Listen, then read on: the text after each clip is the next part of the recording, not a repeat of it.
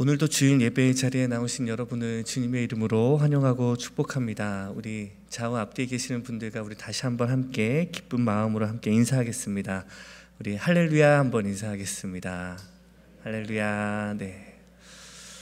네. 추운 날씨에도 불구하고 또 이른 아침에 오신 여러분들, 또 오늘 특별히 오후에는 눈이 많이 온다고 하는데요, 또 주님 안에서 늘 강건하시고 건강하시고 특별히 어려움 없으시기를 주님의 이름으로 간절히 축복하며 기도합니다. 여러분, 때로는요, 우리는 정말 중요한 것이 무엇이냐면 우리가 무엇을 이루느냐가 아니라 어쩌면 우리가 누구를 만나느냐에 우리의 삶의 중요한 삶의 포인트가 있음을 우리는 기억해야 합니다. 여러분, 하버드 대학교의 경영대학원의 교재 안에 있는 내용이라고 하는데요, 두뇌가 뛰어나고 능력이 출중한 사람이 사회에서 성공할 확률은 대략 10% 정도 된다고 합니다. 그러나 대인관계를 잘하는 사람의 성공 확률은 반대로 85% 정도 된다고 합니다. 즉, 이 말은 머리가 좋거나 학위가 높거나 또 모든 일에 있어서 일에 두각을 내는 사람보다도 오히려 대인관계를 잘하는 사람이 세상 가운데 두각을 내는 확률이 많고, 세상 가운데 성공할 확률이 7배에서 8배나 높다는 이야기입니다.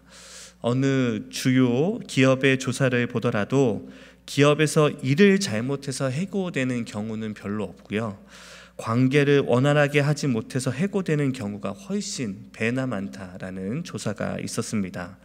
즉, 이렇게 우리는 누구를 만나느냐, 또 누구와 어떤 관계를 맺느냐가 우리의 삶에 있어서는 결코 무시할 수 없는 일이다라는 겁니다. 우리가 어떤 스승을 만나고 또 어떤 친구를 만나며 어떤 배우자를 만나 가정을 꾸리고 어떤 목사를 만나 교회 안에서 신앙생활을 하며 또 교회 안에서 어떤 교우들을 만나며 함께 신앙생활을 하는지에 따라서 우리의 신앙이 180도 달라질 수 있다라는 이야기입니다. 즉, 인생의 결정적인 시점에 우리가 누구를 만나느냐는 어쩌면 우리의 능력과 자격과 조건보다도 훨씬 더 중요한 요인이 된다라는 이야기입니다. 흔히 말해서 어떤 사람은 아주 중요한 시기에 귀인을 만나서 인생의 꽃을 피우기도 하고, 반대로 누군가는 아주 중요한 시기에 잘못된 악인을 만나서 삶이 시들기도 하게 되는 겁니다. 그래서 정말 중요한 것은 내 삶의 중요한 시점에 누구와 함께하느냐, 누구를 만나느냐, 누구와 관계하느냐가 정말 중요하다라는 겁니다. 사랑하는 뉴저지 장로교회 성도 여러분, 저는 간절히 소망하기는 저와 여러분의 2025년 한 해가 정말 하나님께서 허락하신 귀한 관계를 통하여 아름다운 꽃이 피는 거룩하고 복된 한 해가 되기를 주님의 이름으로 간절히 축복합니다. 여러분의 삶에 주님이 인도하신 그 선한 인도하심과 관계한 가운데 좋은 관계를 통하여 우리의 삶이 더욱더 아름답게 세워지기를 간절히 축복합니다. 여러분, 오늘 말씀이 바로 로마서의 말씀을 통해 사도 바울이 우리의 삶의 그 관계에 대해서 이야기하는 본문입니다. 여러분, 로마서는 총 16장으로 기록되어 있는데요, 크게 두 부분으로 나누어서 이해할 수 있습니다. 첫 번째 부분은 1장부터 11장까지의 말씀으로 말 그대로 복음이란 무엇인가, 우리 그리스도인이 붙들고 살아야 하는 복음은 어떤 의미를 담고 있느냐에 대해서 아주 세밀하고 논리적으로 1장부터 11장까지 기록해 놓았다면, 이후에 기록되어 있는 12장부터 16장까지의 말씀은 바로 그 복음을 가지고 이 세상을 어떻게 살아갈 수 있는지에 대해서 이야기하는 말씀입니다. 그리고 오늘 본문인 12장 1절부터 기록되어 있는 말씀은 바로 그 복음으로 이 세상을 살아가는 방법에 대해서 이야기하며 가장 먼저 어쩌면 관계에 대해서 우리에게 권면하고 있습니다. 그만큼 성도가 복음으로 이 세상을 살아가는 데 있어서 관계가 정말 중요한 요인이기 때문입니다. 우리 오늘 본문의 말씀 중 우리 18절의 말씀을 우리 한 목소리로 함께 읽겠습니다. 시작. 할 수 있거든 너희로서는 모든 사람과 더불어 화목하라. 여러분, 사도 바울은 복음으로 이 세상을 어떻게 살아가야 하는지에 대해서 이야기하며 12장 가장 먼저 너희는 할 수 있거든 모든 사람과 더불어 화목해야 함을, 관계 가운데 화목을 이루어야 된다라고 권면하고 있는 겁니다. 자, 올 한 해 우리의 관계를 복음 안에서 건강하게 세워가기 위하여서 우리는 그러면 어떤 노력을 하며 관계를 건강하게 세워나가야 하겠습니까? 또 예수 그리스도 안에서 화목하고 건강한 관계를 이루기 위해 사도 바울은 우리에게 어떤 권면의 메시지를 주고 계십니까? 여러분, 첫 번째로 사도 바울은 우리에게 높은 곳에 마음을 두지 말고 낮은 곳에 마음을 두라라고 권면합니다. 다시 한번, 우리가 우리의 삶의 자리에서 건강한 관계를 세워가기 위해서 가장 먼저 우리가 높은 곳에 마음을 둘 것이 아니라 낮은 곳에 마음을 두며 살아갈 때 우리의 관계가 더 아름답게 된다라고 말씀합니다. 우리 다 함께 오늘 본문 16절의 말씀을 우리 한 목소리로 함께 읽겠습니다. 시작. 서로 마음을 같이하며 높은 데 마음을 두지 말고 도리어 낮은 데 처하며 스스로 지혜 있는 채 하지 말라. 아멘. 여러분, 사도 바울은 우리에게 서로 마음을 합하고 하나 되기 위하여서 가장 먼저 마음을 높은 곳이 아니라 낮은 곳에 두라고 권면합니다. 바로 교만한 마음을 내려놓고 하나님 앞에 겸손한 마음으로 서야 된다라는 의미인데요. 여기 높은 곳에 마음을 두다라는 이 말의 의미가 바로 우리가 어렵지 않게 이해할 수 있듯이 교만한 마음으로 우리의 마음을 두지 말라라는 이야기입니다. 그러면서 사도 바울이 뭐라고 우리에게 권면했냐면, 너희는 화목을 이루기 위하여서 오히려 낮은 데에 마음을 두고 낮은 데에 처하라 라고 권면합니다.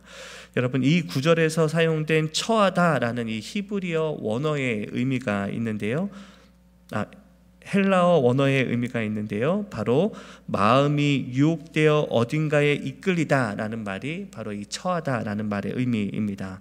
이 단어는 갈라디아서 2장 12절에도 동일하게 사용된 단어이고, 그 본문 말씀에서 이렇게 해석합니다. 유대인들도 저와 같이 외식함으로 바나바도 저희의 외식에 유혹되었더라 라고 할 때 사용되었던 단어가 바로 이 똑같은 단어입니다. 그러니까 유혹되었다라는 말이 이 처하다라는 말과 동일한 의미인 것입니다. 그리고 여기 낮은 데라고 번역된 이 단어의 헬라어 원어는 타페이노스라는 단어인데요, 낮은 자, 비천한 자, 연약한 자, 소외된 자, 병든 자를 의미하는 단어입니다. 그래서 이 원어로 이 단어를 다시 한번 이 본문을 해석해서 읽으면 오늘 본문의 말은 이렇게 해석할 수 있습니다. 너희는 하나됨을 위하여 교만한 마음으로 살지 말고 오히려 비천하고 연약한 자들에게 마음을 쏟으라 라는 말로 오늘 본문을 해석할 수 있습니다. 먼저 우리 주변에 연약하고 비천한 자들에게 우리의 마음을 쏟아부으며 그들과 하나 될 때 우리는 더욱더 온전한 관계를 이룰 수 있다라는 이야기입니다. 이것이 여러분, 우리 안에 당파를 짓고 분쟁하며 싸우는 길에서 다시 하나 될 수 있는 길의 비결이라고 이야기합니다.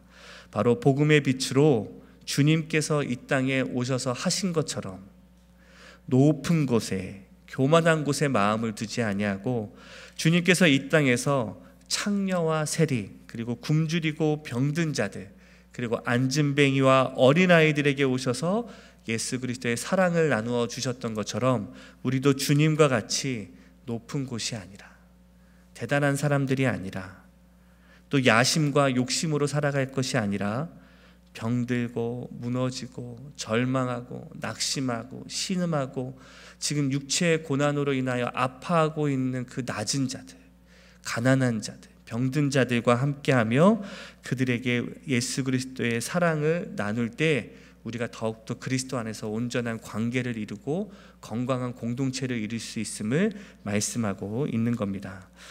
여러분, 제가 이 말씀을 묵상하다가 아주 오래전에 읽으면서 감동이 되어서 적어놓았던 시 한 편이 생각이 났습니다. 바로 정세훈 시인이 쓴 몸의 중심이라는 시인데요. 짧은 시기에 제가 이 시를 한번 읽어드리겠습니다. 몸의 중심으로 마음이 간다. 아프지 말라고 어루만진다. 몸의 중심은 생각하는 뇌가 아니다. 숨쉬는 폐가 아니다. 피 끓는 심장이 아니다. 몸의 중심은 아픈 곳, 어루만져주지 않으면 안 되는 상처난 곳, 그곳으로 온몸이 움직인다.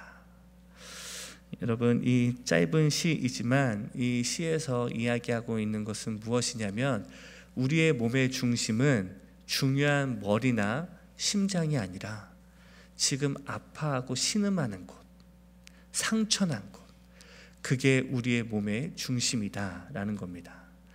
여러분 생각해 보십시오. 만약에 여러분 손끝에 아주 작은 바늘 하나가 손톱 밑으로 끼어서 우리가 손톱이 아프다면 여러분, 우리가 어떤 일을 제대로 할 수 있겠습니까? 그 아픔 때문에 아마도 아무런 다른 일을 제대로 할 수가 없을 겁니다. 이렇듯 우리 몸의 중심은 바로 그 상처난 곳, 가장 연약한 곳, 가장 신음하는 곳, 그곳이 우리 몸의 중심이다라는 겁니다. 여러분, 그래서 우리의 삶의 중심도 마찬가지입니다. 우리의 가정의 중심과 심지어 우리 교회의 중심은 머리나 심장이 아니고 가장 나이가 많은 부모들이 아니고 또 이렇게 말씀을 전하기 위하여 앞장서서 이 강대상 위에 서 있는 목사님이나 장로님이 아니라 바로 가장 연약한 사람, 가장 궁핍한 사람, 지금 가장 눈물을 많이 흘리고 있는 사람이 바로 우리 공동체의 중심이다라는 겁니다. 반대로 우리는 그 중심을 잃어버릴 때 병들고 신음하며 공동체는 무너질 수 있다라는 겁니다. 말씀을 묵상하다가 생각해 보니 사도 바울이 말씀하시는 그 낮은 곳이 다른 사람이 아니다라는 것을 깨닫게 되었습니다. 그야말로 병들고 비천하며 소외되고 무너진 사람이 다른 사람이 아니라 바로 저 자신이라는 것을 말씀에서 깨달을 수 있었습니다. 죄와 사망의 종로를 타며 이 세상 가운데 방황하는 자들, 그들이 바로 우리들 아닙니까? 이 깨달음 가운데 주님이 주신 은혜 하나가 있는데요. 그것은 무엇이냐면 바로 우리가 한 마음을 품어 하나 될 수 있는 길은 다름 아닌 예수 그리스도의 복음 안에서 내 자신이 바로 그 연약한 죄인임을 깨닫고 하나님 앞에 나아가 회개하는 것, 하나님 앞에 자복하며 회개하는 것이 우리 공동체의 회복의 시작이다라는 깨달음이었습니다. 그리고 반대로 내 옆에 지금 신음하고 있는 그 누군가가 있다는 것을 기억하고 그 소외된 자, 낮은 자, 병든 자, 그 연약한 사람을 돌아볼 수 있을 때 우리 가정과 또 일터와 우리 교회는 다시 예수 그리스도 안에서 다시 건강하게 회복될 수 있음을 깨닫게 되었습니다. 사랑하는 우리 유저지 장로교회 예배자 여러분, 이 시간 간절히 소망하기는 우리부터가 먼저 나 자신과 함께 내 주변의 그 연약한 자들을 돌아보며 우리의 공동체를 더욱 건강하게 세워나가는 올 2025년 한 해가 되기를 주님의 이름으로 간절히 축복합니다. 여러분, 우리의 가정을 더 건강하게 세우기 위해서 우리가 돌아봐야 할 사람은 바로 우리의 가정 가운데 신음하고 눈물을 흘리는 사람입니다. 또 우리 교회를 건강하게 세워가기 위하여 우리가 가장 먼저 돌아봐야 할 사람은 바로 우리 교회 안에 병들고 신음하며 아파하는 바로 그 사람입니다. 간절히 소망하기는 바로 그 한 사람을 향하여 마음을 모을 수 있는 우리 모두가 되기를 주님의 이름으로 간절히 축복합니다. 여러분, 두 번째로 사도 바울은 우리에게 화목한 관계를 위하여 어디에 마음을 두어야 한다라고 말씀합니까?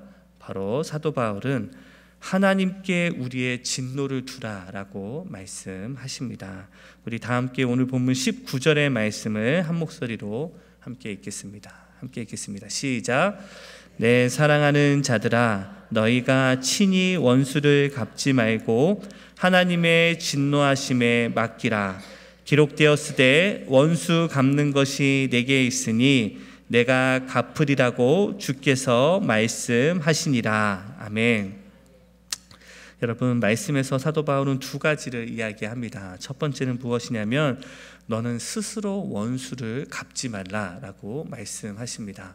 내 사랑하는 자들아, 너희는 친히 스스로 원수를 갚지 말라라고 말씀하시고, 두 번째로 뭘 권면하냐면 바로 진노를 하나님께 내어 맡기라라고 말씀합니다.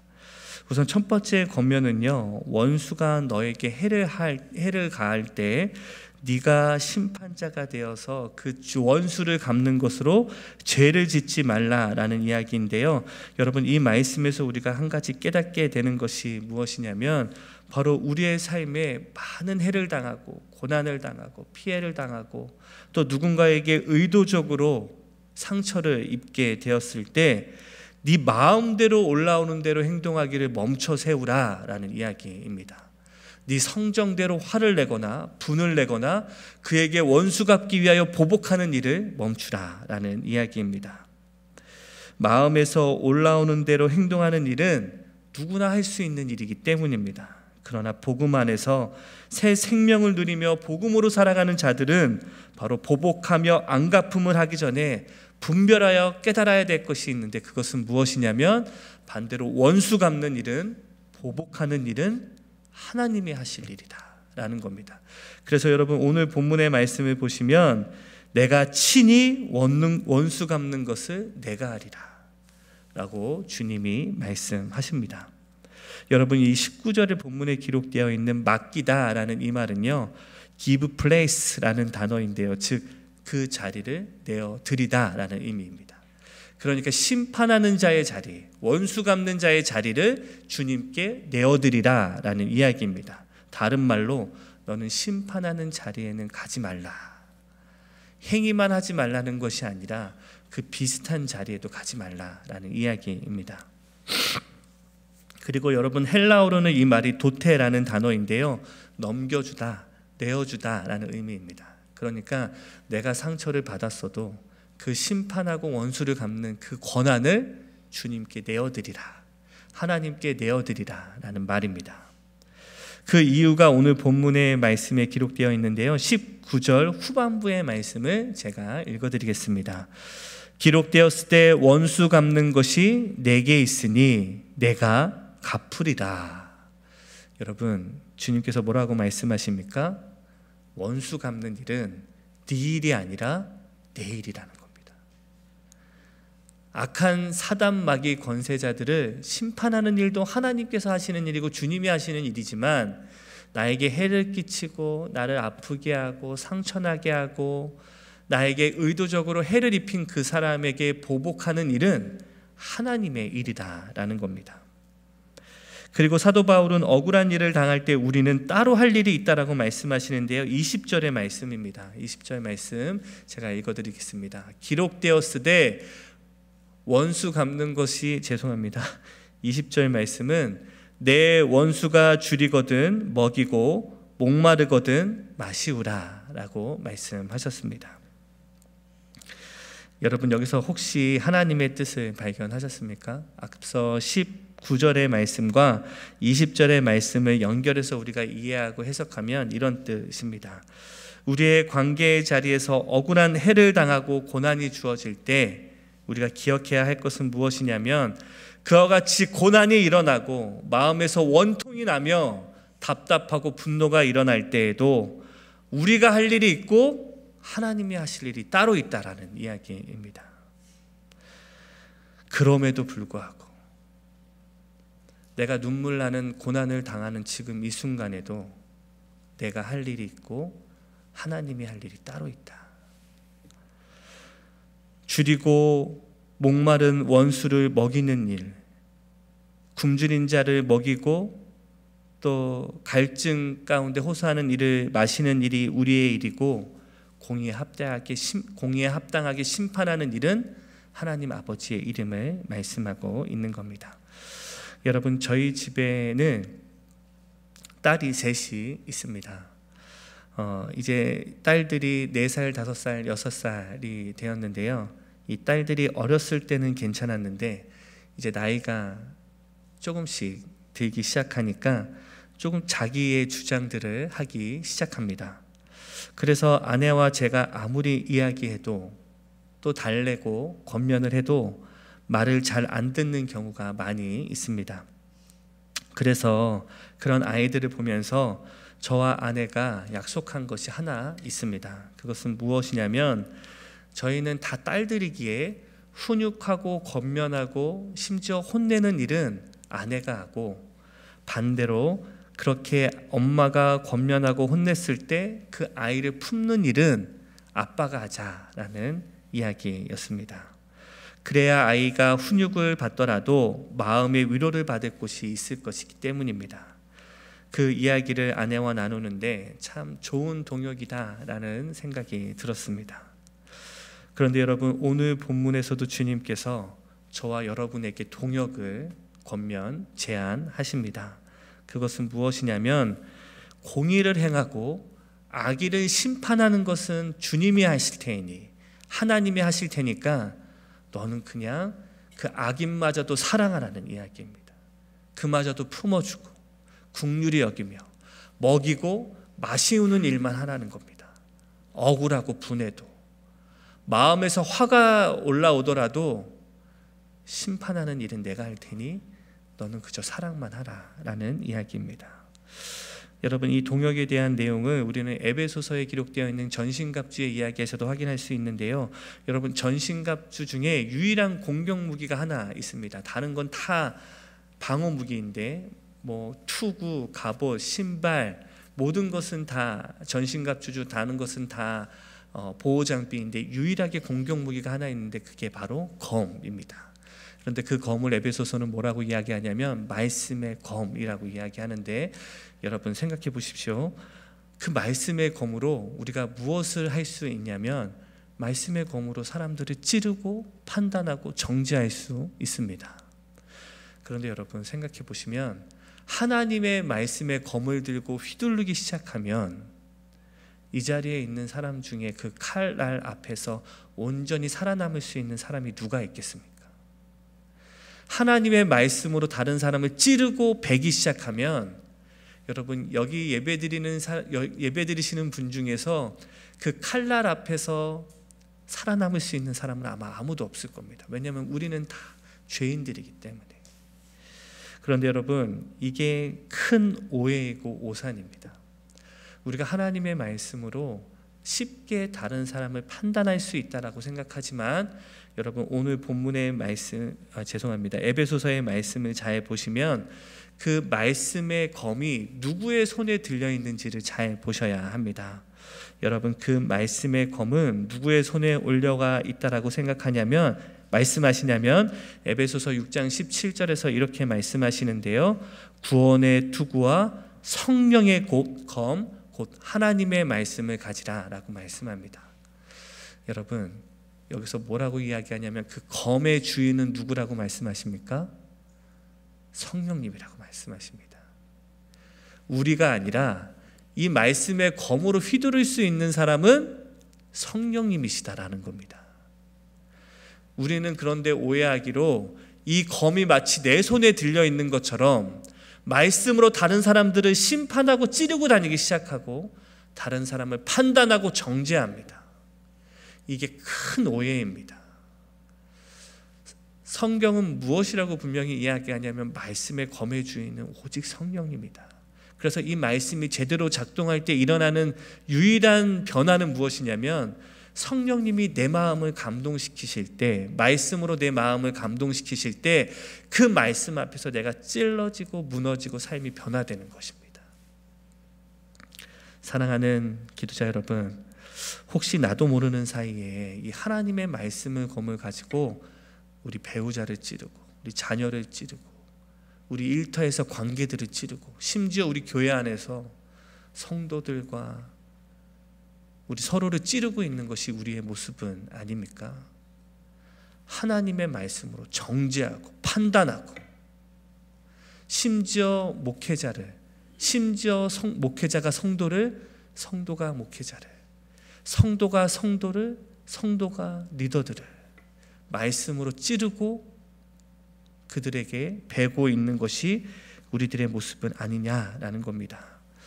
사랑하는 기도자 여러분, 오늘 본문에서 사도 바울은 우리에게 권면합니다. 악을 만나더라도, 해를 당하더라도 너는 그 모든 자리에 악을 갚는 일은 하나님께 내어드리고 너는 그저 사랑하라고, 먹이고 굶주린 자에게 먹을 것을 주고 메마른 자에게 마실 물을 주라라고 말씀합니다.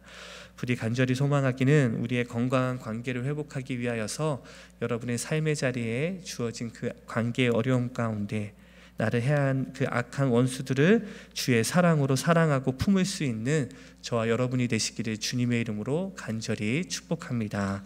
여러분, 마지막 세 번째로 사도 바울은 이렇게 말씀합니다.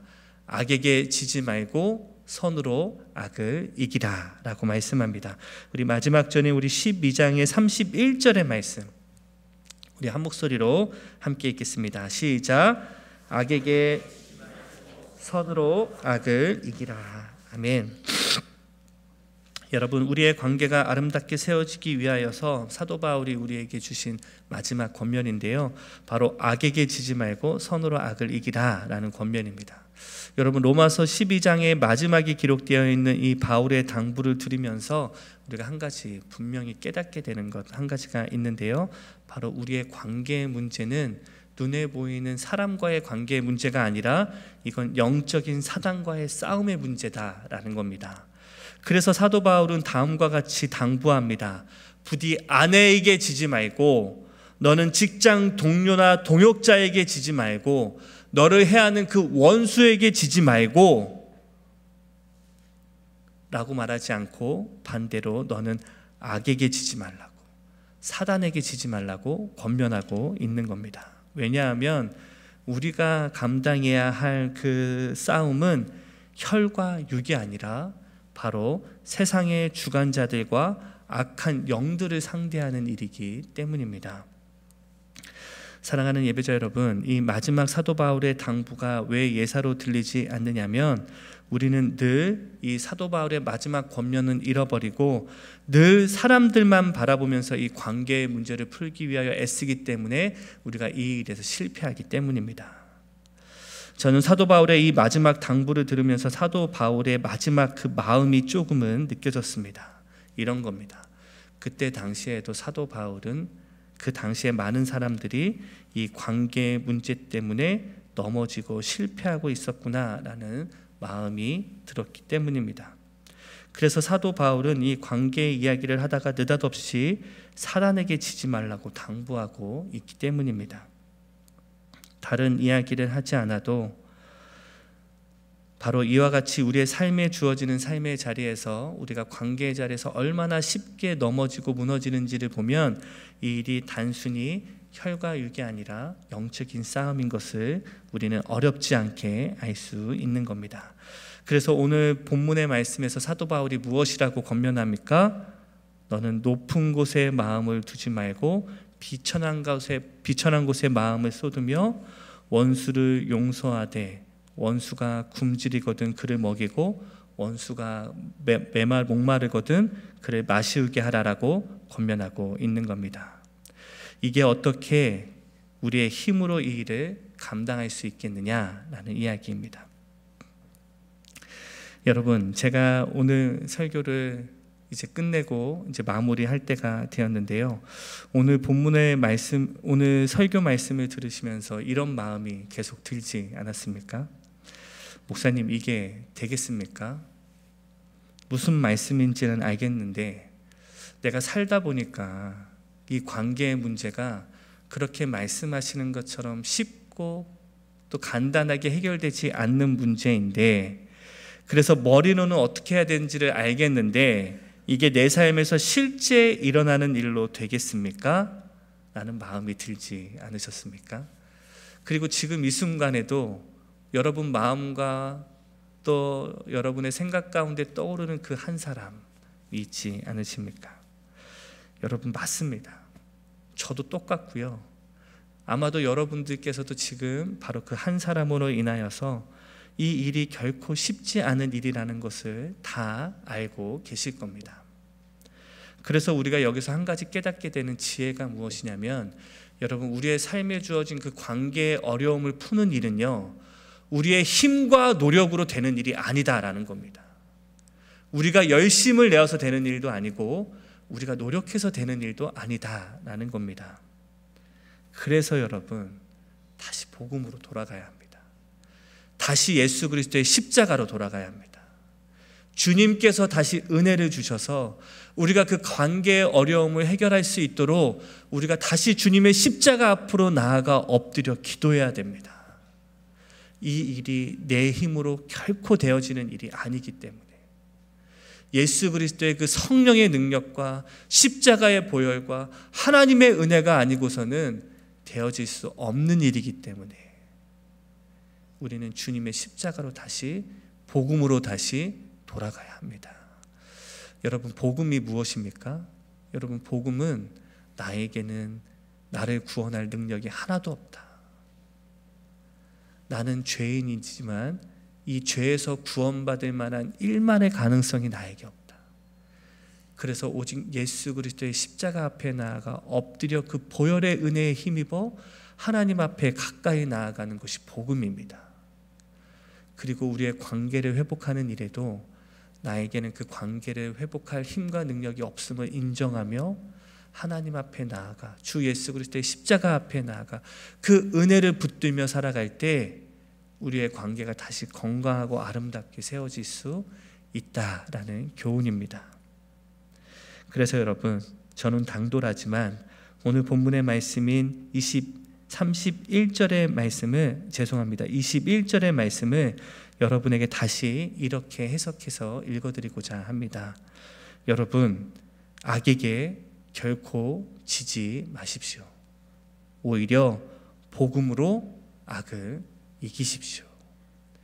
예수 그리스도의 십자가의 은혜로 그 악을, 내 마음의 분노와 원망과 아픔과 상처를 이기시기를 주님의 이름으로 간절히 축복합니다. 여러분 부디 올 한 해가 그렇게 복음으로 우리 가정과 일터와 특별히 저는 간절히 소망하기는 우리 뉴저지 장로교회가 이 예수 그리스도의 복음으로 관계가 아름답게 세워지기를 주님의 이름으로 간절히 축복합니다. 우리 말씀을 생각하며 함께 기도하겠습니다. 사랑의 하나님 감사합니다. 오늘 귀한 말씀을 통하여서 다시 한번 우리의 삶에 주어진 그 갈등과 분쟁의 자리, 해결되지 않는 관계의 어려움 가운데 우리가 어떻게 그 관계를 풀 수 있는지에 대해서 깨닫게 하여 주시고 도전케 하여 주시고 결단하게 하신 것 감사합니다. 주님 부디 우리의 마음이 높은 곳에 있지 않게 하여 주시고 낮은 곳에 두어서 내 주변에 연약한 자들, 병든 자들, 가난한 자들, 소외된 자들, 지금 눈물 흘리며 아파하고 있는 그 연약한 자들을 돌아볼 수 있는 우리 모두가 되게 하여 주시옵소서. 우리 주님처럼 우리의 가정과 일터와 관계들 가운데, 특별히 우리 뉴저지 장로교회 가운데 중심은 바로 그 가난하고 연약한 자임을 기억하며 그들을 더욱더 마음으로 품고 기도할 수 있는 우리 모두가 되게 하여 주시고, 특별히 악에게 지지 말게 하여 주시고 복음으로 이기는, 승리하는 2025년 한 해가 되도록 주님 축복하여 주시옵소서. 모든 말씀 우리 주 예수 그리스도의 이름으로 간절히 기도하옵나이다. 아멘.